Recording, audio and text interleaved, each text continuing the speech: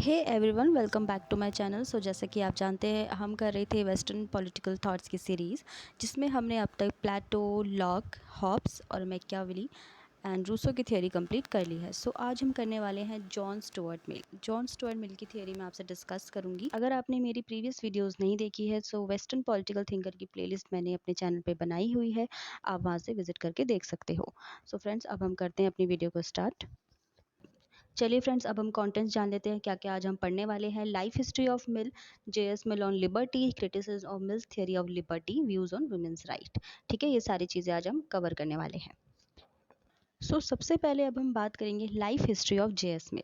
ठीक है, जेएस मिल का जो बर्थ है वो लंदन में 20 मई सन 1806 में हुआ था। उनके फादर की जो किस किस तरीके की सोच थी कि अपने बच्चों को किस तरीके से पढ़ाना चाहिए, उनका मानना था कि उन्हें रेगुलर स्टडीज़ नहीं करानी चाहिए, उन्हें स्कूल नहीं भेजा जाना चाहिए। जिस तरीके की अच्छी पढ़ाई घर में हो सकती है, उस तरीके की पढ़ाई स्कूल में नहीं हो सकती। ऐसा किसका मानना था? जॉन स्टुअर्ट मिल के फादर का मानना था। उनके फादर का नाम क्या था? जेम्स मिल। ठीक है, तो जॉन स्टुअर्ट मिल की जो पढ़ाई लिखाई जितना भी है उनके घर पर ही हुई है। उनके फादर ने अपनी देख रेख में उनकी पढ़ाई की है। इसका रिजल्ट क्या हुआ? जब वो 3 साल के थे तब उन्हें ग्रीक लैंग्वेज अच्छे से उन्होंने सीख ली थी। जब वो 8 साल के हुए, उन्हें मैथ्स और इंग्लिश की एजुकेशन अच्छे से मिल गई थी। देखिए, जब जॉन स्टुअर्ट मिल छोटे थे, जब उनकी खेलने कूदने की उम्र थी, देखिए जिस तरीके से बच्चे होते हैं, पढ़ाई के साथ साथ उन्हें खेलना कूदना भी ज़रूरी होता है। लेकिन उस उम्र में जॉन स्टुअर्ट मिल प्लेटो के डायलॉग्स पढ़ रहे थे। ठीक है, साथ ही साथ उन्होंने लैटिन लैंग्वेज भी सीखी। जॉन के फादर अपने बेटे को एक तेजस्वी बनाना चाहते, नहीं बहुत तेज विद्वान बनाना चाहते थे। ठीक है, उनको दिमाग में ये था कि मेरा बच्चा बहुत तेज हो। लेकिन वो इन सब में ये सब भूल गए थे। इस तरीके से एक बच्चे का बचपन खोता जा रहा है। ठीक है, देखिए जेएस मिल के फादर उन्हें कोई ना कोई बुक हमेशा पढ़ने को दे दिया करते थे। कभी प्लेटो की रिपब्लिक, कभी लॉज, कभी एरिस्टोटल की लॉजिक, कोई ना कोई बुक उन्हें हमेशा दे दिया करते थे। कभी उन्हें फ्री रहने नहीं देते थे। उनका जो दिमाग था बहुत ज़्यादा मेंटल प्रेशर झेल रहा था। इसी वजह से जैसे जैसे वो यंग होने लगे, वैसे वैसे वो बहुत जल्दी बूढ़े से दिखने लग गए थे। और बहुत ही उनकी उनकी चेहरे पर ही बहुत ज़्यादा एक अजीब सी थकावट हमेशा रहती थी। एक कहते हैं ना, मेंटल प्रेशर जिस बच्चे पर बहुत ज़्यादा पड़ जाता है, पढ़ाई का हो या किसी भी चीज़ का हो, वो हमेशा कभी भी खुश नहीं रह पाता है। तो किसी भी तरीके का मेंटल प्रेशर किसी को भी नहीं दिया जाना चाहिए, चाहे वो बहुत ज़्यादा पढ़ाई का ही क्यों ना हो।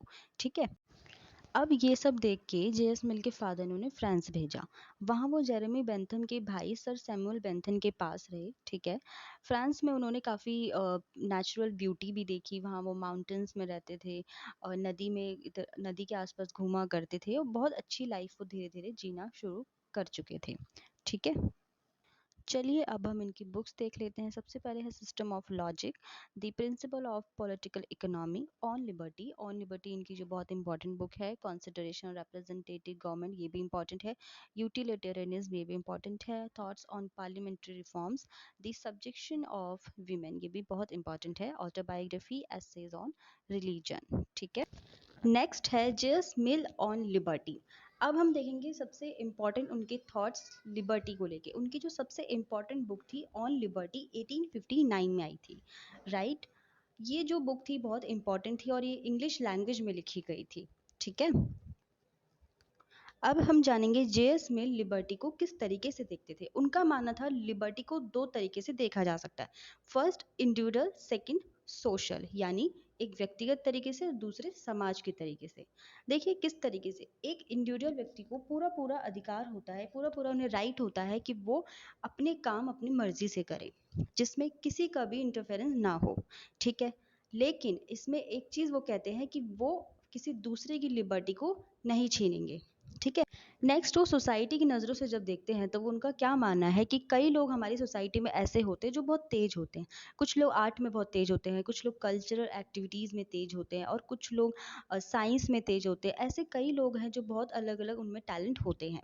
ठीक है, जो हमारी सोसाइटी में भी कुछ पॉजिटिव चेंजेस करना चाह रहे होते हैं। लेकिन कुछ ऐसे भी लोग होते हैं जो बहुत ही नासमझ होते हैं और बहुत ही रूढ़िवादी वाली सोच वाले होते हैं, जो किसी को कोई काम करने नहीं देते, उनकी लिबर्टी में वो हमेशा इंटरफेयर करने की कोशिश करते हैं। तो ऐसे लोगों को हमेशा लिबर्टी दी जानी चाहिए कि वो सोसाइटी में कुछ पॉजिटिव चेंजेस कर सके बिना किसी के इंटरफेरेंस के। ठीक है, नेक्स्ट, कैरेक्टरिस्टिक्स ऑफ लिबर्टी। सो अब जेएस मिल दो तरीके की लिबर्टी बताते हैं यहाँ पे। फर्स्ट वो कहते हैं एक इंडिविजुअल पर्सन अपना मालिक होता है, यानी कि वो कुछ भी कर सकता है लेकिन वो किसी दूसरे की लिबर्टी नहीं छीन सकता। वो इंडिविजुअल पर्सन क्या करता है, वो क्या खाता है, कहाँ जाता है, इसमें किसी भी सोसाइटी को प्रॉब्लम नहीं होनी चाहिए। वो अपनी मर्जी से कोई भी काम कर सकता है लेकिन किसी दूसरे को नुकसान पहुंचाए बिना। ठीक है। नेक्स्ट वो बात करते हैं दूसरी लिबर्टी की, वो है liberty consist in doing what one Dzire. जिसे जो करना है वो कर सकता है, इसकी पूरी आज़ादी हो सकती है लेकिन उसमें थोड़ा सा कंट्रोल भी किया जा सकता है। मिल का मानना है कि जैसे मान लीजिए कोई पर्सन है, वो पुल से जा रहा है, ठीक है। अब उसे पुल से जा रहा है लेकिन वहाँ खतरा बहुत ज़्यादा है। उसको पुल से जाना है लेकिन उसकी मर्जी ये नहीं है कि वो नदी में गिर जाए। ठीक है। पुल से तो वो जाना चाहता है, वो उसकी इच्छा है कि वो उस उधर से ही जाएगा, लेकिन नदी में गिरने का उसके कोई प्लान नहीं है।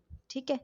तो अब इस चीज को कंट्रोल किया जा सकता है, उसको वहां जाने से रोका जा सकता है, तो ये पूरी तरीके से वैलिड है। ठीक है। देखिए, मिल ने लिबर्टी को दो पार्ट्स में डिवाइड किया है। First, freedom of thought and expression. Second, freedom of action. Mill का क्या मानना है कि हमारे सोसाइटी के डेवलपमेंट के लिए हर एक इंसान ज़रूरी होता है। ठीक है। देखो, मिल का क्या मानना है कि हर एक पर्सन को अपने थॉट्स रखने की लिबर्टी होनी चाहिए। ठीक है। मान लीजिए 100 लोग खड़े हैं और आप और दूसरी साइड दो चार लोग अलग है, उन दोनों की दो चार लोगों की सोच कुछ अलग है, वो कुछ और कहना चाहते हैं और बाकियों की कुछ और। तो उन जो कम लोग हैं उनकी भी बात सुनी जानी चाहिए। ठीक है। उनको पूरी पूरी लिबर्टी होनी चाहिए कि वो अपनी बात रख सके। ठीक है। उन्हें चुप कराने का अधिकार किसी को नहीं होता है। ठीक है।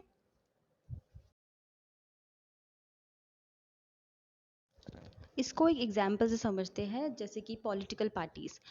हर पार्टी के अलग व्यूज होते हैं। ठीक है। कोई भी पॉलिटिकल पार्टी अगर कुछ और बोलती है तो अपोजिशन कुछ और बोलता है। सबके व्यूज एक जैसे नहीं होते। कई पॉलिसीज पब्लिक को पसंद नहीं आती तो उन्हें भी अपनी बात रखने का पूरा पूरा राइट होता है।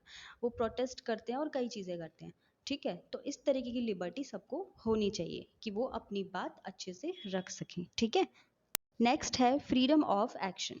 देखो, मिल का क्या मानना है कि जिस जिस तरीके से सोचने की पूरी आज़ादी होनी चाहिए कि आपको ये करना है वो करना है। मान लीजिए आपने कोई प्रोफेशन अपने लिए चुन लिया है। ठीक है। अब जब आप बाहर जा रहे हो, एडमिशन लेने जा रहे हो, तो आपको कह दिया जाता है कि यहाँ पे गर्ल्स नहीं आ सकती या कुछ भी। तो आपको आपसे आपकी लिबर्टी छीनी जा रही है। ये इस तरीके से हो जाएगा कि कोई पक्षी जो है वो उड़ना तो चाहता है बट उसके पास पंख ही नहीं है। ठीक है। तो काम करने की पूरी पूरी आज़ादी होनी चाहिए। ठीक है। फ्रीडम ऑफ एक्शन होना चाहिए। देखिए, जब मिल फ्रीडम ऑफ एक्शन की बात करते हैं तो उनके मन में कुछ क्वेश्चंस भी आते हैं कि क्या इन कामों में किसी भी गवर्नमेंट या सोसाइटी का कोई भी इंटरफेरेंस होना चाहिए। तो अब वो क्या कहते हैं कि दो तरीके की चीज़ों की वो बात करते हैं। फर्स्ट, सेल्फ रिगार्डिंग एक्शंस और सेकंड, अदर रिगार्डिंग एक्शंस। ठीक है। तो सबसे पहले मिल का क्या मानना है, जो सेल्फ रिगार्डिंग एक्शंस होते हैं वो क्या क्या होते हैं। देखिए, कोई भी पर्सन है वो अपने साथ कुछ भी करता है, लाइक वो सिगरेट पीता है, ड्रिंक करता है, या वो वेजिटेरियन है, नॉन वेजिटेरियन है, वो कुछ भी पहनता है, कहीं भी जाता है, वो क्या करता है, खुद के साथ करता है। अगर वो कुछ गलत भी कर रहा है, अगर वो सिगरेट पी रहा है, वो गलत कर रहा है, तो वो खुद के साथ कर रहा है। इसमें स्टेट को नहीं पढ़ना चाहिए, इसमें कोई भी पुलिस उन्हें पकड़ के नहीं ले जा सकती। ठीक है। तो इसे सेल्फ रिगार्डिंग एक्शंस कहते हैं, जो व्यक्ति अपने साथ करता है, चाहे वो गलत करे जो भी करे। ठीक है। नेक्स्ट मिल बात करते हैं अदर रिगार्डिंग एक्शंस पर। ये वो काम होते हैं जिनसे सोसाइटी और दूसरे लोग भी प्रभावित होते हैं। ठीक है। ऐसे काम पे स्टेट का इंटरफेरेंस किया जा सकता है। ठीक है। जैसे कि मान लीजिए कोई चोरी कर रहा है, कोई कुछ भी शांति खराब कर देता है, कोई कहीं पे भी हंगामा मचा देता है, या कोई ड्रिंक करके रैश ड्राइविंग करके किसी को कुचल के चला जाता है, तो इससे सोसाइटी और स्टेट दोनों पर फर्क पड़ता है और इस पे स्टेट एक्शन ले सकती है। ठीक है। जो कि इसे कहते हैं other regarding actions. So friends, अब हमने सेल्फ रिगार्डिंग एक्शंस और अदर रिगार्डिंग एक्शंस दोनों में डिफरेंस जान लिया है। ठीक है। नेक्स्ट, अब हम बात करते हैं क्रिटिसिज्म पर। ठीक है।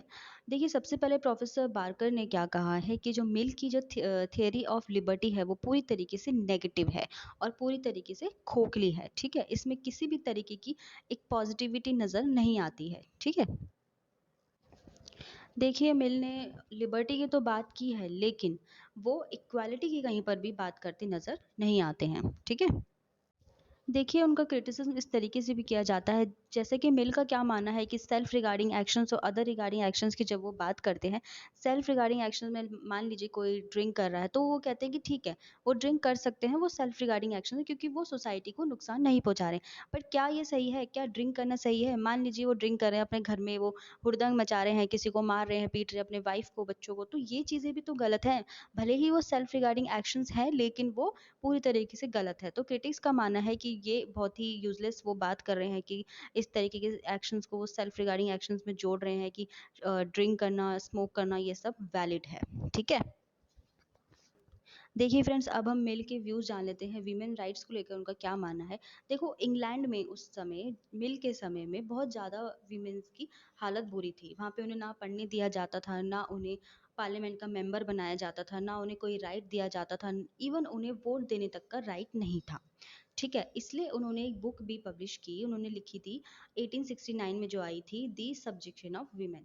देखिए फ्रेंड्स, ये इंपॉर्टेंट बात है, सबसे आप ये जान लीजिए कि सबसे पहले जॉन स्टुअर्ट मिल ने ही वीमेन राइट्स की बात की थी। ठीक है? उससे पहले किसी ने नहीं करी। देखिए, मिल का क्या मानना है कि वीमेंस को भी पूरी तरीके से सारे राइट दिए जाने चाहिए, उन्हें वोट देने का राइट भी दिए जाना चाहिए, और क्योंकि किसी में भी कोई फ़र्क नहीं होता है और किसी भी तरीके की पार्शियलिटी नहीं की जानी चाहिए। ठीक है? सो फ्रेंड्स, आज के लिए बस इतना ही। आई होप आपको ये वीडियो अच्छी लगी हो। अगर आपको ये वीडियो पसंद आई है तो प्लीज़ इसे ज़्यादा से ज़्यादा शेयर करें, लाइक करें और सब्सक्राइब करना बिल्कुल मत भूलिए, और साथ ही साथ बेल आइकन प्रेस करना भी मत भूलिए। मिलते हैं अपनी नेक्स्ट वीडियो में, तब तक के लिए बाय बाय, टेक केयर।